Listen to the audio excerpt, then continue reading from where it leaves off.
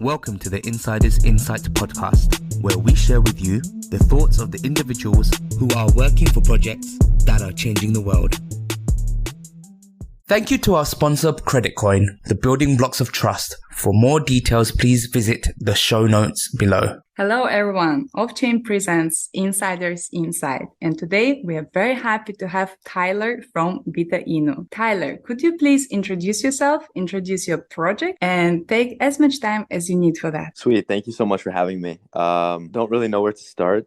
So my name is Tyler. A lot of people know me as the Big Bobster on social media. So a little bit about myself. I think in a non-gimmicky sense, I've been in crypto since probably 2016. 2017. I've been quite involved with DAG-based projects for quite a while, at least in the community sense. I don't know what else to say, actually. Maybe you can just talk about how you got into crypto. What was the spark? Okay, yeah. So I guess a little bit about myself would give some context to that.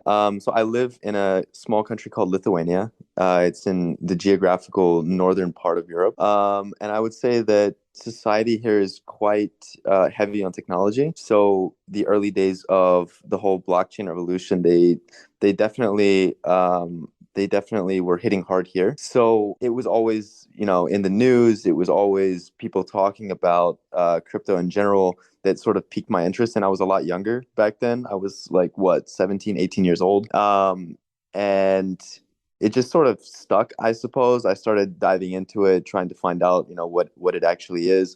I got involved early on into projects like Ryblox or Nano, which is a DAG-based currency, which is still operating to this day. I love the Nano community, one of my favorites. So I guess that sort of was my intro into crypto. I've always been into investing from a young age. I know that a lot of people say that, but in a non-gimmicky sense, I really did find myself quite involved in it from a young age on Reddit, on Discord especially. My brother, I would say my brother is one of the big reasons why I got into crypto in general from a young age. That sounds really inspiring. I wonder what you thought when you first heard about crypto. And do you remember what you thought about all this new technology back then? I sort of do. I remember the sentiment that I had. So I've always been heavily influenced by the more traditional space of investing. So when I first started hearing about it, like all these buzzwords, blockchain, crypto, and then everyone started using blockchain to sort of sell business ideas. Oh, it's a blockchain car business. It's a blockchain whatever, it sounded sketchy. It sounded really scammy. And then there were all of these rug pulls that were happening at the time, these ICO exit, and all of this was just fueling this concern for okay, this is not legit at all. And then having the background, having people around me that were sort of mentoring me in the traditional investing sense, telling me that crypto is a big bubble and it's just a scam and it's not here to stay. And me at the time not understanding the technology behind it or the potential technology that it could entail in the future, I sort of went along with that. I mean, of course, I dabbled in it here and there, and I bought whatever it was. I bought Ripple. I remember buying from the beginning. I bought Bitcoin Cash. I bought into BitConnect. Funny story. I actually had a chance to exit because they gave a prompt to people that were living in Texas, and we had a registered Texas address at the time, and I could have withdrawn my money, but I didn't do it because I thought, no, I gotta keep the faith. I gotta hodl. And then the next day it drops 95%, whatever it was. But yeah, that was sort of the prevailing sentiment. I was just looking at crypto as a way to make some money at the time. I wasn't really looking at it for what it could be in the future. What changed your mind about crypto? Because I remember what changed mine, which was just realizing that the whole of the traditional world was based off a Ponzi. The fiat Ponzi, and I was just thinking to myself, there's no way this is going to survive. And there are basically two alternatives, right? There is the free markets, or there is the socialist government-controlled CBDC world. And I knew which world I was going to choose, which is why I went all in. Yeah, my my background is in economics. I studied economics, and I was supposed to be doing my master's in philosophy and public policy in King's College in London. But because of crypto, I decided to take a break and put that on hold for a while. I'm not a huge proponent of a completely laissez-faire system or a completely free market system. I believe that monetary policy is necessary, especially in times of crises. However, I do think that there are plenty of examples of poorly run government, and I think that a lot of issues are self-correcting, but some of them are just not. And there has to be a degree to which the government is able to intervene, or some sort of central entity is able to intervene and sort of regulate from overheating or from cooling down too heavily. With that being said, I would say that my biggest moment in crypto, when I first started to realize the value of crypto, was probably in 2018. It was in the midst of, just complete market downturn. Everything was going south. Everything was in the red. And it was with Nano. We were sitting at a coffee shop, me and my brother. And I remember very distinctly, he said, download this app. And it was called Natrium. And I said, why? He said, you'll see. And he sent me a large number of Nano, and it came through within less than a second, and there were zero fees on it. And I thought, okay, this is cool, but I could do the same with like my bank, but there might be a couple of like fees for transferring or whatever, and it might be slightly delayed, like it's not instant. And I thought, okay. And then he said, now watch this. And he sent me like 1/10 of a cent, and there was zero fees and zero transaction time. And I thought, wow, that's crazy. Like you can actually microtransact, and there not be any fees on it, and it's instant. That's ridiculous. And that sort of opened my eyes to like what crypto is actually capable of doing, especially with DAG technology specifically. So yeah, I don't know. That was sort of the watershed moment for me that made me realize that crypto is a lot more than just scams and rug pulls and whatever Ponzi schemes. Yeah, this feature that we can send money literally to anyone in the world within seconds without transaction fees or with very small transaction fees is incredible. This is one of my favorite part of crypto, and I really hope that we can get the mass adoption as soon as possible, because you're very fortunate. You have access to banks, but people in some countries, they just don't have access to banks, and it's very hard because of sanctions and because of other government regulations. And yeah, I do believe that DeFi will save the world in this sense. But you mentioned the DAG technology. Could you please explain to our listeners what is DAG, what does it stand for, and how is it different from blockchain technology as we know it now? Yeah, so I guess the best way to put it would be in terms of comparison to traditional blockchain. So about traditional blockchain. So basically, it's sort of a distributed ledger, right? And it's replicated by all nodes in the network. So the distributed ledger, it forms this chain of blocks and transactions that are in an chronological order, and you can't change them, right? So the transactions are basically like put into blocks to be validated, and the validated blocks are basically stamped and added to the chain of previously validated blocks. It's a complicated system, right? So by comparison, a DAG network is basically a network of individual transactions that are sort of linked to multiple other transactions. So there are no block of transactions in DAG networks. It's directed acyclic graphing. So if blockchain is a linked list, a DAG is basically a tree. So it branches out from one transaction to another and basically so on. So in terms of like what the differences are in consensus, for example, in traditional blockchain, consensus is achieved by validating transactions block by block. And the solution for this is obviously proof of work. But this requires miners to solve computational problems and etc. So in DAG, basically individual transactions provide validation for one another. So the network users are both the miners and the validators simultaneously. So obviously they can't validate their own transactions, but this typically means that in DAG there are little or no need to pay fees at all. This is one of the reasons why you mentioned that I'm from VITA Inu. So we based our project off of a DAG-based platform called VITA, which enables us to be both fast and feeless.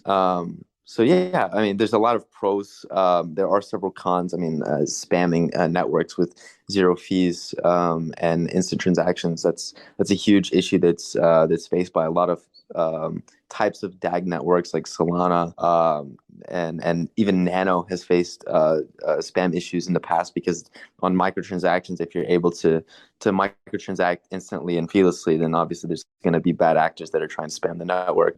But yeah, that's sort of the main difference from DAG to traditional blockchain. Without going into all the technical aspects, which there are a lot, the biggest difference is scalability and efficiency. Not only efficiency in time and money, but also in energy use. If you like a great example of this, I would say, is if you take, for example, Dogecoin, right? If you take Dogecoin, like, and we do this a lot, we've done this since day one of marketing our project. If you take transaction speeds, Dogecoin, depending on network traffic, can take about 6 minutes per transaction to be validated. Shiba Inu is about 5 minutes, depending on transaction. VITA Inu or Vinu is less than 1 second, regardless of network usage. Transaction fees, another great metric to see, the scalability of a project. Vinu is absolutely free at any level of transactions. Shiba Inu is like 80 cents to $20 depending on network traffic. Dogecoin as well, it's like 1 cent to $20 depending on price.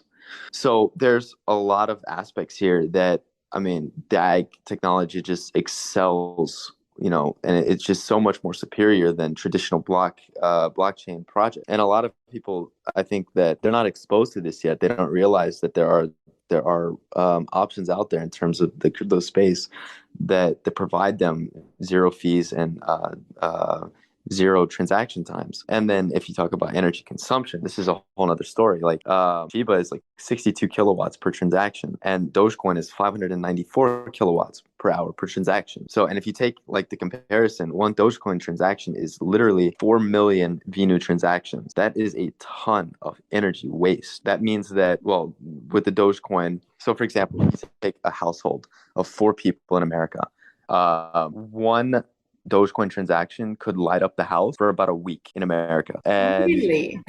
and one Vinu transaction is the equivalent of just flipping a light switch on and off. That's the difference in energy use. Wow, I see. So in blockchain, every transaction requires consensus from the members to become validated, right? Which can be time consuming with a number of blocks involved. So it's not only time consuming, but also energy consuming. And in DAG, there are no blocks. So the transaction directly enters the network, making it significantly faster than blockchain, right? But how Yes. about then, okay, speed is good, energy consumption is amazing, but how about security?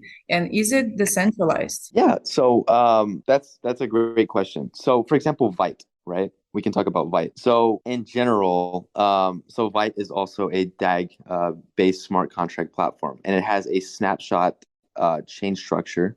This facilitates zero fee transactions and optimizes transaction speed, reliability, and security. And I'll tell you why. So this is the network that Vinu is built upon. So the snapshot chain of VITA, it basically utilizes this system called HDPOS. It's hierarchical delegated proof of stake. And this is used to achieve network consensus. So supernodes, they take staking rewards and no transaction fees. So VITA, basically, their virtual machine maintains compatibility with EVM, and it utilizes smart contract language Solidity ++. Very secure, but it really depends on the project, I suppose, that we're talking about, because there's a lot of DAG-based projects, but the network that we're based on, they have a strong background in programming, especially with Solidity ++. And they're extremely secure. They've received audits from really well reputable institutions. And also they've been backed twice by Binance for network upgrades. So it really depends on the project, I suppose, when we talk about security. And there's always flaws that are found, post factum. So yeah, I would just lean on that and just say it depends on the project. Okay. So currently the use of DAX and crypto is still in the early stages, right? I would say it's still early stages. Phantom, for example, is a form of DAG, but they still have fees. So yeah, but it's definitely still early stages for sure. Okay. How do you see the future for this technology? Well, I think that in general, if we talk about like the baseline issues that crypto faces and has been facing for quite a while, it definitely revolves around fees and transaction speed. And if there's something that's going to be, let's say, the future of crypto, it has to solve baseline issues. So I think that that is definitely part of the future for crypto, for sure, becoming more mainstream in the way that it operates. Like if we just take the example of BSC, it's not DAG, but it solves a huge portion of the issues that the crypto world faced, and that's why it's gaining on Ethereum so rapidly. So the same can be said for DAG. When it becomes a little bit more widely known, Phantom is one example. They've also moved into the top 10 cryptos in the world, and it's because they solved those baseline issues. So I think it's only a matter of time before DAG becomes more well recognized in the space and more widely used. Could you tell us more about meme coins? As I know that you're very, very, very deep in this space and you know a lot and you're running your VITA Inu project, and maybe you can tell us more insights about the whole meme coin market. Yeah, I think that the meme coin market right now is flush with a lot of projects that are not transparent. They are really outdated technologically, and they don't really have a future in crypto. I know that I might be stepping on the toes of a lot of people when I say this about Dogecoin, but in general, it's not a scalable project. And when we talk about, trying to reinvent, yeah, I know that we like to talk about, reinventing projects and making them more efficient, but we don't need to reinvent the wheel here. We already have other projects that are out there that are just far better technologically. So for like Dogecoin, for example, like I get what you're trying to do with Doge, but I mean, look, a network like Doge can only be changed so much without creating an entirely new coin. Like you don't get better than an infinitely scalable network with zero fees, high energy efficiency, and sub-second transaction times. So like at what point does zero fees and infinitely scalable become obsolete? It just doesn't. So that's exactly why Vinu chose specifically VITE for these network characteristics. So there, it's not a great. I would say it's not a great. It's not a great place to be right now. The meme coin space in crypto, in terms of like where it's heading, because there are just far too many projects right now that serve zero purpose. Even these so-called utility meme coins, they're not really solving any issues. I think one of the cool things about what we're doing at Vinu is we're actually turning the project into a usable token. So, for example, our DEX that we're launching in the middle of November, you're going to be able to transact on the DEX. It's called Vinu Swap with zero gas fee. I mean, that's just insane. That's an amazing. I would say that's an amazing issue that's being solved. Wow, that sounds really inspiring. Yeah, I'm very excited for your project, and I think it's so hard right now to do. It's not hard to build, right? If you have resources, but if you don't have resources, it's very hard to attract investors and to just find people who would support you. So, could you tell us how you managed to run a crypto project during the crypto winter? That's a great question. We get this a lot. So starting on a smaller network like VITE, I think it has its downsides, but it also has upsides. One of them is that people that are in these DAG-based communities, they tend to be pretty enthusiastic about the technology. So when we started the project, we had a huge backing from the community, mainly because there were no other meme coins on the network at the time. And I think that, it was an attractive sort of an attractive project for people that they can get involved and be a little bit more active in a community sense. I think meme coins do a great job of that. If they're done right, they really pull the community together, and people are able to sort of relate in the sense that they're all in the DAG space together. Well, they're all in the specific community together, and they can sort of relate on the meme coin basis. So I wouldn't say that there is, let's say, one way to describe the success, but it has to be that it's a top-down approach, meaning the people that are running the projects, they have to exude the same level of enthusiasm about the technology, about the project, that they want to see in the community. And if they're able to do that and attract people that are actually interested in more than just short-term gains, then I think that they can build up a solid community. But it has to be done the right way. Like, people have to put an emphasis on marketing and branding. And this is what we try to tell people all the time. Like, even the people from the VITA Network, we want them to market themselves a little bit better. We want them to brand themselves a little bit better. Because, I mean, you can have the best coffee in the world, but if you don't market it the right way and people aren't talking about it, then nobody's going to know. Yeah, I think you're right. Because, yeah, true. The successful project always has two parts. One is the great product, and another one is great marketing. And you guys are nailing it, as I can see. Wonderful. I would like to ask you also, since it's an off-chain podcast, so we would love to know, what do you do in your free time, if you have it, and what are your hobbies, and what do you do when you're not working? Nice. Good questions. I like playing tennis. I'm not that good at it, but I like playing it. What else do I like to do? I like to watch The Office on Netflix. Yeah, I'm not sure. I like to just I love to read. That's one thing that I do love to do. Yeah, apart from that, I'm not really sure. I get so enthralled by what I do, like for work, that sometimes that is like my free time. I just enjoy I enjoy being on Reddit. I enjoy being on Twitter, just engaging with people. So I don't know. That was a little bit of a messy answer, but I guess that's the nature of crypto in general. That's true. No, I totally get it, because even now we have this podcast, right? And I'm sure you can't really answer whether it's your job or it's just your free time, that you're enjoying telling it about like new technology, your project about meme coin space in general. Yeah, that's a great answer. And it's also funny that you like to watch Office on Netflix, because I guess like your life is everything but Office. Yeah, literally. It's the aspirational ideal for me. That's unattainable. Yeah. Actually, could I go back to one thing that Sean had mentioned about security? Sure, no problem. I actually agree with you. There are some security, let's say, concerns on DAG-based structures. But as I mentioned, like, okay, so like the first one we can talk about that comes to mind, it's that transactions are grouped by accounts that only exist on their account chain. And then also another one could be that transactions issued by other users will not be pinned onto this chain automatically.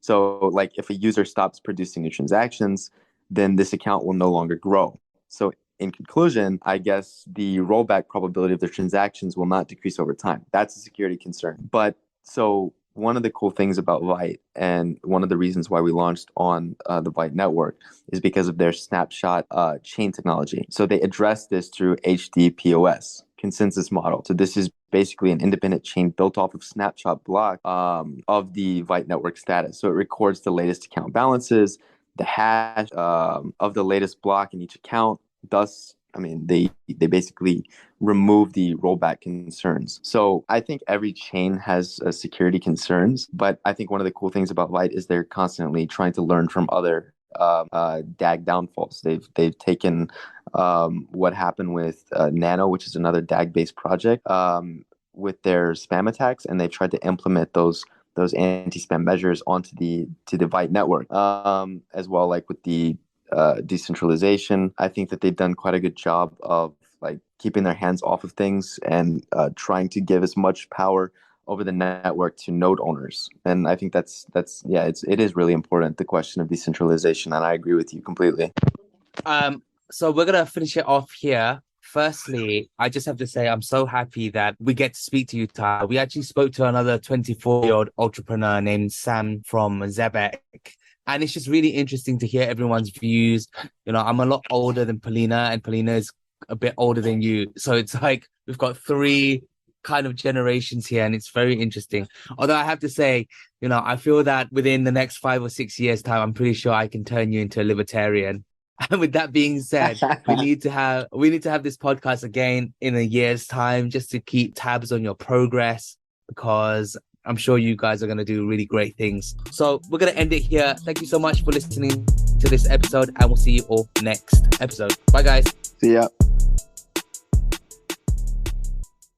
The Insider's Insight podcast is meant for informational purposes only and should not be considered as financial or investment advice. Nothing expressed in this podcast should be construed as a solicitation, recommendation, endorsement, or offer to buy or sell any financial products. Information expressed by the host or guest of this podcast does not necessarily reflect any views of our sponsors.